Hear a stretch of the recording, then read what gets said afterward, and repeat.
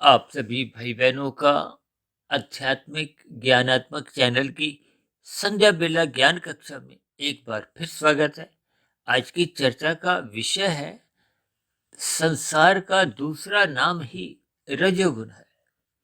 देखिए, हम लगभग प्रतिदिन ही इन तीन गुणों पर अलग अलग स्थितियों पर कुछ ना कुछ चर्चाएं करते आए, क्योंकि ये संपूर्ण माया त्रिगुणात्मक है। यहाँ तमोगुण, रजोगुण और सतोगुण की स्थितियां ही आप यहाँ कहीं भी दृष्टि डालोगे, चाहे परिवार में देखो, चाहे ऑफिस में देखो, चाहे गली मोहल्ले में, शहर में, देश में, ये पूरा माया का ही पसारा है। इन सभी स्थितियों को आपको में समझना होगा। ये प्रकृति कहो, माया कहो, प्रकृति के तीन गुण कहो, इन तीन गुणों की हम लगभग प्रतिदिन ही कहीं ना कहीं प्रत्यक्ष अप्रत्यक्ष रूप से चर्चाएं करते रहते हैं। आज क्योंकि हमने संसार शब्द को देखे तीन अलग अलग टुकड़ों में देखा, क्योंकि संसार का अभिप्राय विषय भोगों से है, संसारी आकर्षणों से है, और ये सभी रजोगुण की स्थितियां हैं। शास्त्रों में तो स्पष्ट शब्दों में स्त्री पुरुष के जो एक आपसी आकर्षण है, जिसके कारण ये संसार एक गतिशील है, इन सभी स्थितियों को रजोगुण से जोड़ा गया है। हालांकि ये तीन गुण, तमोगुण, रजोगुण और सतोगुण, ये तीनों गुण नित्य बने रहते हैं। बस एक गुण प्रधान होता है, दूसरा गौण, तीसरा अति गौण। कभी किसी गुण की स्थिति कुछ आती है, कभी किसी गुण की आती है। लेकिन मनुष्य अपने मिले हुए जीवन में जिस जिस गुण का अधिक संग करता है, फिर उस गुण का रंग कहो, उस गुण के लक्षण कहो, वो उसके स्वभाव में आने लगते हैं। स्वभाव जैसा जैसा बन जाता है, वैसे वैसे आपके हमारे मन बुद्धि के स्तर पर विचार आते हैं। जैसे जैसे विचार आते हैं, फिर उन विचारों के फलस्वरूप ही आपका हमारा एक दिनचर्या बनती है। जैसी जैसी हम दिनचर्या, कार्य, कर्म, जो भी स्थितियां हम जीवन में करते जाते हैं, उसका एक मनुष्य योनि में ही गर्भाशय बनता है। देखिए, ये एक बहुत ही संक्षिप्त मैंने आपको एक जीवन की स्थितियां समझाई, लेकिन आज हमारा विषय में देखिए, संसार को हमने एक इकट्ठा शब्द ना दर्शाते हुए उसमें एक टूटन सी दिखाई है। ये टूटन का अभिप्राय क्या है कि संसार को कोई भी मनुष्य देखिए कितना भी भोग ले, कितना भी इकट्ठा कर ले, फिर भी तृप्ति नहीं होती, बेचैनी बनी रहती है। इसी अतृप्ति की यानी कि संतोष होता नहीं है, जितना भी आप संसार को भोग। हालांकि हमने तो कुछ महीने पहले एक वीडियो भी प्रसारित की थी ब्रह्म मुहूर्त ज्ञान उपदेश कक्षा में, कि यहाँ के भौतिक सुख जितने भी हैं, कोई प्रधानमंत्री हो, चाहे राष्ट्रपति हो, चाहे बड़े से बड़ा उद्योगपति हो, जिसकी प्रतिदिन की आय इतनी अधिक हो कि जो हम अपने पूरे जीवन में भी कमा नहीं पाते। देखिए, ऐसे कितने उद्योगपति हैं जो हर रोज 10 करोड़, 100 करोड़ प्रतिदिन ही कमाते हैं। ये फिर भी स्थितियां उस हमने वीडियो में 1/100 भौतिक सुखों को समझाया था।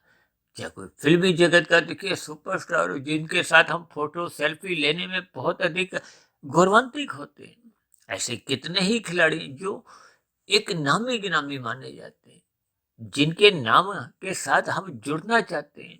ये सभी स्थितियां संसार में आपके मेरे जीवन में अक्सर कुछ देखने को मिलती रहती हैं, और मनुष्य इन सभी स्थितियों में स्थित होना चाहता है, पाना चाहता है, भोगना चाहता है, लेकिन फिर भी तृप्ति नहीं होती।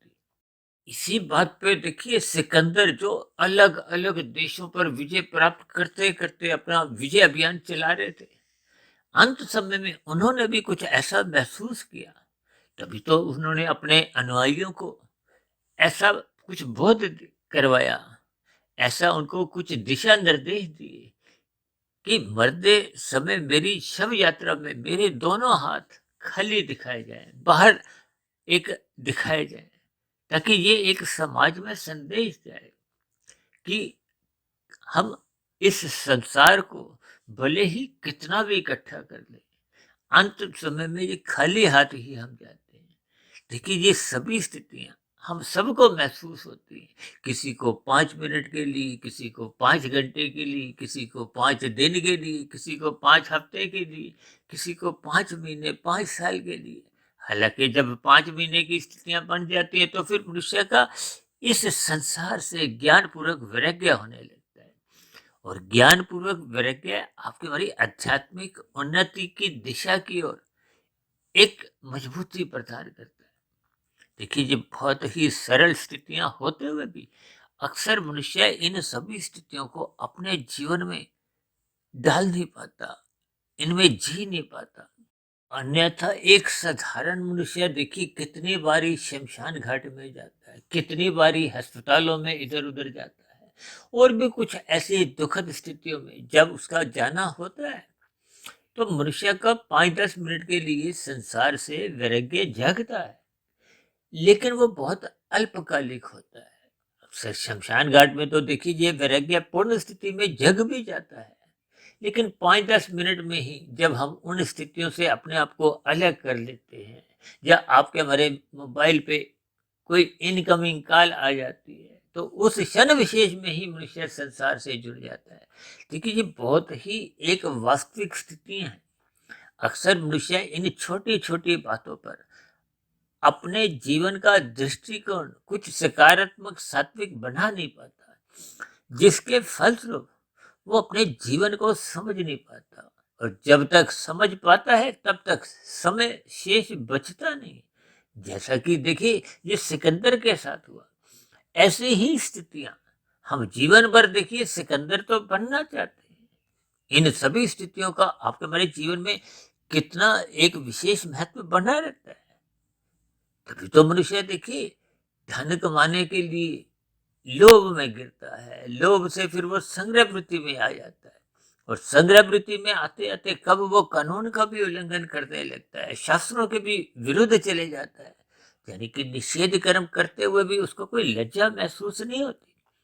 भले ही साधारण परिस्थितियों में हम सभी भाई बहनों को कर्मफल सिद्धांत की हल्का फुल्का ज्ञान तो रहता है, लेकिन फिर भी व्यवहार का अभिप्राय रजोगुण की स्थिति है। ये रजोगुण आपको में आकर्षित लगता है। रजोगुण में रहते हुए आपकी हमारी स्थिति ज्ञान पूर्वक स्थित हो नहीं पाती, क्योंकि ये विषय भोगों में लिप्त रहती है। विषय भोग आपको में ज्ञान में रहने नहीं देते, टिकने नहीं देते। यूं कहो कि राशि मनुष्य का सत्संग भी देखिए श्रद्धा पूर्वक नहीं होता। आज संसार में देखिए, भारत में नहीं विदेशों में भी सत्संग होते हुए कितने ही दिखाई देते हैं। हजारों लाखों लोग इनसे जुड़े रहते हैं, लेकिन व्यवहार में आपके हमारे जीवन में वो कुछ कमजोरियां विषय भोगों के प्रति फिर भी बनी रहती है। इन सभी स्थितियों पर मनुष्य को चिंतन करना चाहिए, ताकि ये जो संसार है जिसको हमने देखिए शब्दों के अलग अलग 3 टुकड़े इसलिए दर्शाए हैं ताकि आपको में बोध हो। ये रजोगुण मनुष्य को सत्वगुण में जाने नहीं देता, और यदि मनुष्य कर्म कांड करता हुआ सत्वगुण में पहुंच जाता है तो वहां टिकने नहीं देता, और बार बार तमोगुण में भी गिराने से चूकता नहीं। देखिए, ये सभी स्थितियां आपके हमारे जीवन में कम अधिक बनी रहती है। जब तक मनुष्य जीवन पाकर इन स्थितियों पर हम विचार नहीं करते, तो फिर आपका हमारा सत्संग श्रद्धा पूर्वक नहीं होता। श्रद्धा पूर्वक सत्संग होने से ही फिर इन सभी स्थितियों को आपको में ज्ञान पूर्वक चिंतन करना है, मनन करना है, शोध करना है। और कभी कभी तो देखिए, आप तो शास्त्र पढ़ते जाओ तो आपको बोध होने लगेगा कि आपकी हमारी जानकारी तो लगभग नगण्य है। कभी कभी मैं देखिए अपनी इन 2000 से अधिक वीडियो जो आज तक हमने प्रसारित भी की हैं, इन सभी स्थितियों पर भी मैं स्वयं भी जब विचार करता हूँ तो आपका मेरा ज्ञान देखिए उस बूंद के बराबर ही है। यानी कुल मिलाकर आपको हमें अपने मिले हुए जीवन का सात्विक दिनचर्या बनाते हुए, ब्रह्म मुहूर्त में उठते हुए, इन शास्त्रों का स्वाध्याय करते हुए निरंतर शोध करते रहना चाहिए। अपने मिले हुए जीवन को सात्विक स्थिति मजबूत करनी चाहिए, ताकि ये जो संसार की जो एक टूटन है, अतृप्ति है, ये आपको समय रहते हुए महसूस हो। इस पर हम चिंतन करें, ताकि हम सात्विक दिनचर्या अपने जीवन में अपनाएं। आपकी हमारी दिनचर्या व्यवस्थित हो, अनुशासित हो। ये सभी स्थितियां आपका हमारा सत्वगुण प्रदान करते हैं, रजोगुण मर्यादित रखते हैं। शास्त्र बार बार कहते हैं रजोगुण की उपेक्षा करो, क्योंकि तमोगुण की शास्त्र कहते हैं निंदा करो। अब तमोगुण की निंदा तो तभी मनुष्य कर पाता है जब मनुष्य का रजोगुण एक मर्यादित रहता है। तो यदि मनुष्य का रजोगुण अमर्यादित होने लगता है तो सर्वप्रथम उसका ज्ञान घटने लगता है। जब जब रजोगुण बढ़ता है तो सर्वप्रथम मनुष्य का सत्संग घटने लगता है। अक्सर जिन मनुष्यों के पास देखिए अधिक धन आने लगता है तो ऐसी स्थितियों में उसका सत्संग कमजोर होने लगता है। जो पहले सत्संग में मन लगता था अब सत्संग में उतना मन लगता नहीं, क्योंकि संसार पाने में, उस संसार को संभालने में, उस संसार को भोगने में ही मनुष्य का जीवन यूं ही बीतता जाता है। देखिए इन सभी यथार्थ स्थितियों पर जब तक मनुष्य चिंतन नहीं करता तब तक उसके जीवन में कोई सकारात्मक परिवर्तन नहीं आता, क्योंकि जब तक हम शोध की स्थितियां ज्ञान के रूप में बनाते नहीं तो फिर ज्ञान टिकता नहीं है। ये ज्ञान टिकने का अभिप्राय क्या है कि जब तक कारण शरीर में शुभ संस्कार नहीं बनते, शुभ संस्कार बनने पे ही पहले के जो राशि तामसी एक संस्कार थे, बुरे संस्कार थे, उनको कमजोर करते हैं, फिर उनको धीरे धीरे समाप्त करते हैं, दग्ध बीज करते हैं। अन्यथा इन बीजों के बीच बीच में मन बुद्धि के स्तर पर विचार आते रहते हैं, वृत्तियां जगती रहती हैं। कभी कभी देखिए अल्पकाल के लिए कुछ वृत्तियां भोगों की सोई भी रहती हैं, कमजोर भी हो जाती हैं, लेकिन कब उनको अनुकूल परिस्थितियां मिलती हैं तो फिर वो पुनः जग जाती हैं, वो बलवान हो जाती हैं। और फिर आपके हमारे स्थूल शरीर के स्तर पर 5 ज्ञानेंद्रियों द्वारा भोग होने लगते हैं, 5 कर्मेंद्रियों द्वारा नए नए कर्म सकाम भाव से एक कर्म रूप में या एक निषेध कर्म भी मनुष्य कब करने लगता है मनुष्य को इसका बोध नहीं रहता। देखिए जी बहुत ही छोटी छोटी बातें जब आपके हमारे जीवन में एक यथार्थ रूप में राशि और तामसी स्थान पे ही रहती है तो निश्चित रूप से आपके हमारे जीवन में सफलता भौतिक स्तर पर भले ही जितनी भी मिलती जाए, लेकिन ऐसे मनुष्यों की आध्यात्मिक स्तर पर एक ज्ञान की स्थितियां बन नहीं पाती, जिसके फलस्वरूप आध्यात्मिक उन्नति के दरवाजे खुलते नहीं। इसलिए तो हम बार बार कहते रहते हैं रात को जल्दी सो जाना चाहिए ताकि हम मनात्मक स्थितियों से बचें, हानिकारक स्थितियों से बचें, और सुबह ब्रह्म मुहूर्त में अवश्य ही उठ जाए। वो लाभदायक स्थिति है। मनुष्य उस ब्रह्म मुहूर्त की स्थितियों में जितना अधिक लाभ कमा लेता है तो दिन में राशि स्थितियां, ये संसारी स्थितियां, ये मनुष्य को आकर्षित नहीं करती, बांधती नहीं है। इन सभी स्थितियों पर आपको में चिंतन आरंभ से ही करना चाहिए ताकि आपका हमारा ये जो संसार है, रजोगुण है, ये एक मर्यादित रहे। अन्यथा हम संसार को जितना भी इकट्ठा कर ले, ये अंततः ये आपको में संतोष नहीं देता, तृप्ति नहीं देता।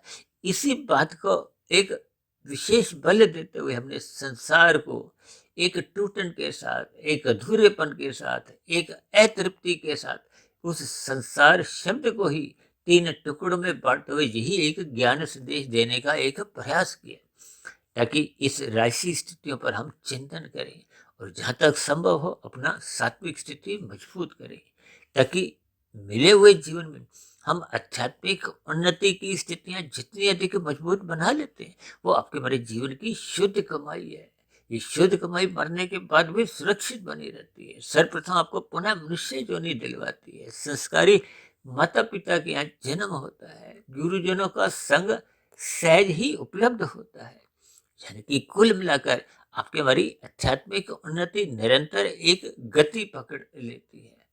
अन्यथा ये संसार की स्थितियां मनुष्य को सतोगुण में टिकने नहीं देती और बीच बीच में तमोगुण में गिराती रहती है, जिसके फलस्वरूप आपका हमारा कर्माशय लगभग बिगड़ता ही रहता है।